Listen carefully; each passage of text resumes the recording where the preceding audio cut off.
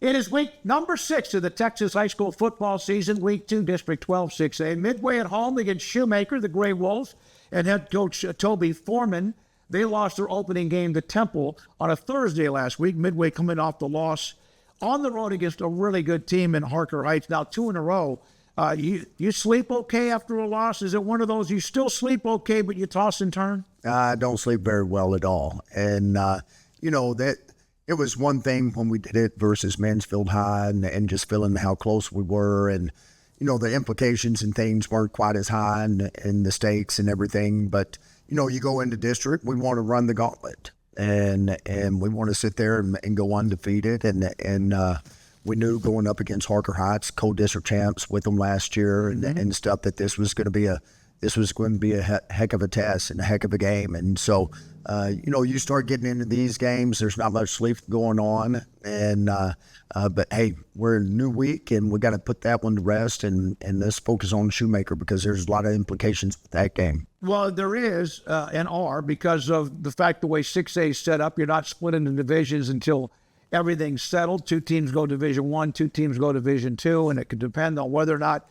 you host a playoff game or not. And let's be honest, and I've said this now since 2020, I guess it was, Division 1 usually includes Duncanville or DeSoto. Sure. And we know how good those teams are. Although DeSoto can drop down to 2. But, so you be as high as you can in the chance. Last year they played Waxahachie, and that game went down to the wire.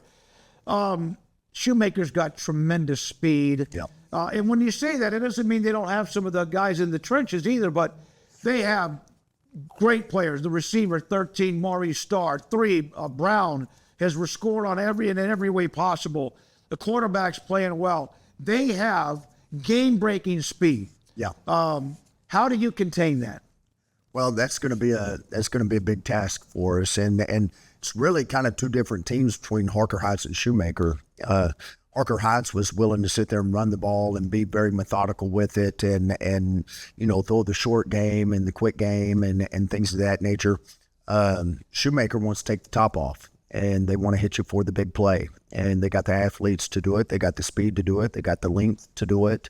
And so this can be a tremendous test for us from a defensive standpoint. There's going to be a lot of things that there's going to be some things, not a lot, but some things that are very similar in what we got to see last week. They're going to try to hit the edge, and they're going to try to hit us with speed. I would do the same thing, especially after what we did last week. And so we're going to have to prove that from a defense standpoint, we can go out and stop it. And, the next task is we're going to have to go put up some points. And we don't want to turn this into a trap meet by any means. But we're going to have to play some complimentary ball. And, that's one of the big things that we've been talking about this week. You really haven't put all 3 phases together or even halves together, have you? No, we really haven't. There's been spurts of really looking good. And, in all 3 phases, just like last week, the opening kickoff, we sit there and we force a turnover. Krausen comes up with a big fumble recovery right there. We go down, we score from an offensive standpoint. The unfortunate thing is that we let them get right back in the game with us. We needed to go out and have a 1-2-3, make them punt type deal, and let's kind of jump on them a little bit, kind of like what we did week 2 with Cedar Ridge, and create some comfort and some separation from us. Momentum is such a huge deal at the high school level. It's a big deal at any level, but especially at the high school level. We had an opportunity to steal momentum and put it on our sideline. And, unfortunately, they methodically went down the field and punched it in, and we're right back into that slobber knocker that we had the rest of the night. I try to be as honest as I can possibly be, and you are unbelievably transparent as well. They beat you up with their run game. I mean, a lot of missed tackles, a lot of yards after contact with those 2 running backs that were fantastic, and Butler and Evans. Did your team lose confidence after last week on defense? I don't think so. And I think that was proven during the game, and it's been proven throughout the work week. Obviously, we got to get a lot better. These young men know that. And our staff knows this and stuff. They got after us last week, and that's that was the most physical team that we've gotten to see up to this point. When you sit there, you put up those kind of yards offensively, and with with the stable of running backs that they had and stuff. We're going to see it again this week because they got some running backs. Yep. And the quarterback is a dual threat quarterback. I mean, he can sit there and hurt you with his feet as well. And so it's going to be a little bit of a different challenge, but a lot of similarity into the same challenge. Toby does a great job. And then talking about Coach Humble at Harker Heights, I mean, he's been there. He does a great job. Their program is in place, and we're still trying to put that program in there. And we're going to get there for sure. When you get back from a game, and that was a long game too, and then you're in Killeen, it's an hour, 50 minutes or so. But when you get back to the field house, and of course players have to get their stuff done, they throw it in the basket, all that stuff.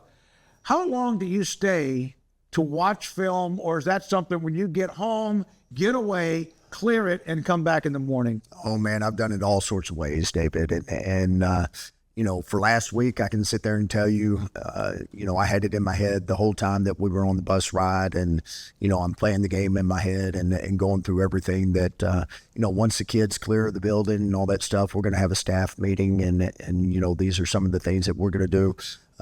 Hopefully wisdom kind of took over and experience took over a little bit and just sat there and said, I need to give this a moment, and we don't need to reinvent the wheel.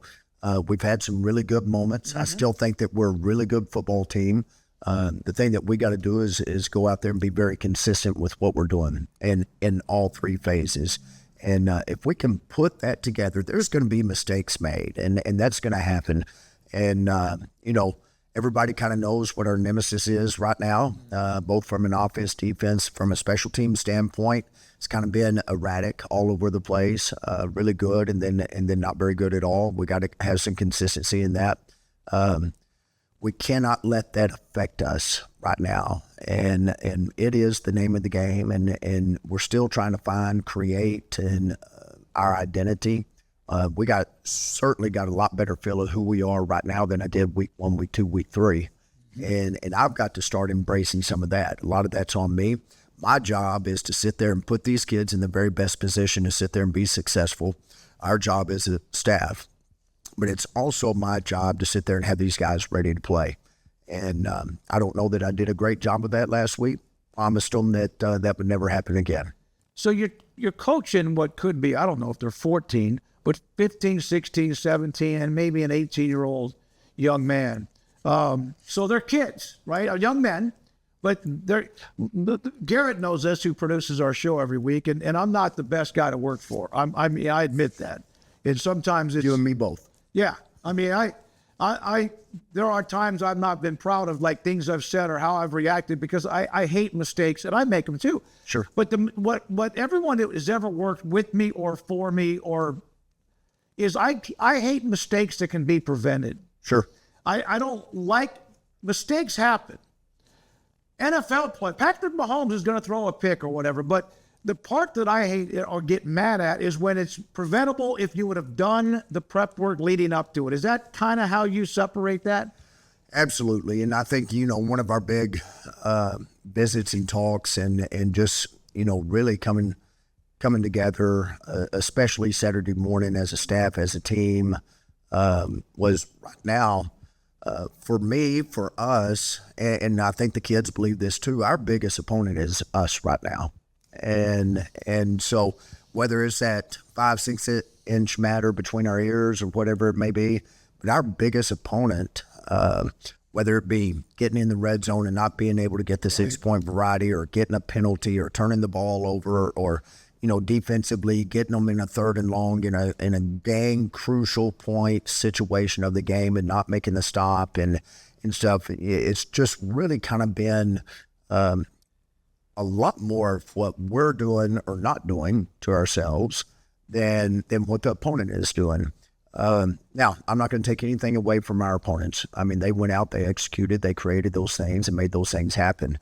And I would like to see us go out and let's put as much of a 48-minute game together, and let's go out and let's play clean. You don't have to play over the top. You don't have to be state championship level or anything like that, but let's go out and let's play a clean game in all three phases. And then if you beat us, then obviously that team is better than us. I'd much rather get beat that way than to sit there walking off the field feeling like you know what, we played a role in beating ourselves.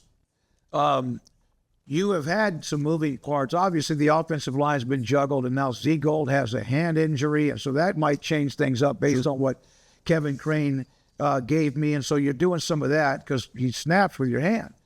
Defensively, you've really had, Kenyon Martin has been out. Drew Olmstead from the beginning with a foot, and he's going to come back and play this week, at least for a couple of weeks, and that's another great story. Yep. Donovan hasn't played a snap. How frustrating is all that to not have your and injuries happen. It's a violent, tough physical game, but to not have everybody all at once. Well, and I think every coach gets frustrated by it, and you always want to go out and get to play with all your toys. And we can sit there and wish and hope and think and dream about, what it would be like if we had all the toys to play with and stuff. But everybody's doing that, especially right now going into Game 6. There's got to be a lot of things that happen for you to stay healthy. And I've been a part of teams, high school-wise, collegiately, where we had just phenomenal season. Well, you look back and you sit there and you say, you know what, we got lucky. We got a call here. We got a call there. The ball bounced our way right here.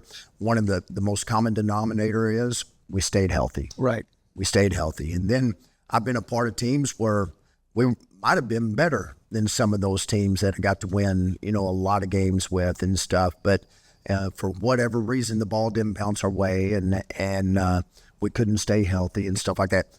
The truth of it is we've got some really good kids on this team, and there's some depth with it. I think there's a lot of kids that have, a lot of players that have stepped up in some roles. Getting to have Drew come back this week. Right. Phenomenal story about him, just like you said. Well, listen, Drew Olmstead, baseball player, football player, played last year, and he's been out the whole year with a foot injury. And he's not going to be able to play much more than a couple of weeks because he needs to have surgery. Baseball's he hopes to be in his future. Great young man and family. But he's going to come get it out for a couple of weeks. Is that right? That's exactly right. And, I hope I'm not saying anything that would upset Drew or his family, but we've gotten to visit quite a bit. Drew, unfortunately, going through a walkthrough before Game 1, the day before Game 1, got a foot injury, and it was literally in a walkthrough. And it was something, there was a lot of other dynamics that go with it, but it was one of those deals where it put him out. It was a season-ending injury, and he's going to have surgery and a procedure and all that stuff. And so, we've been without him for the first 5 games. Drew has been just a phenomenal leader, a great young man of faith. His family, they're unbelievable, and I know they're extremely proud of him. And he's a great leader for us. And so, Drew hasn't missed a practice. Drew is out there every day in the drill work, just coaching the kids and inspiring them and on the sideline. He is one of the biggest cheerleaders we have. And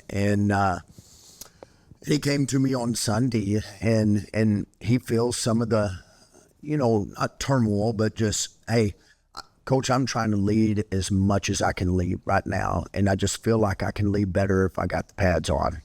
And surgery, the procedure is imminent for him. He's going to have that on October 17, and he needs that for his health. He needs that for his future.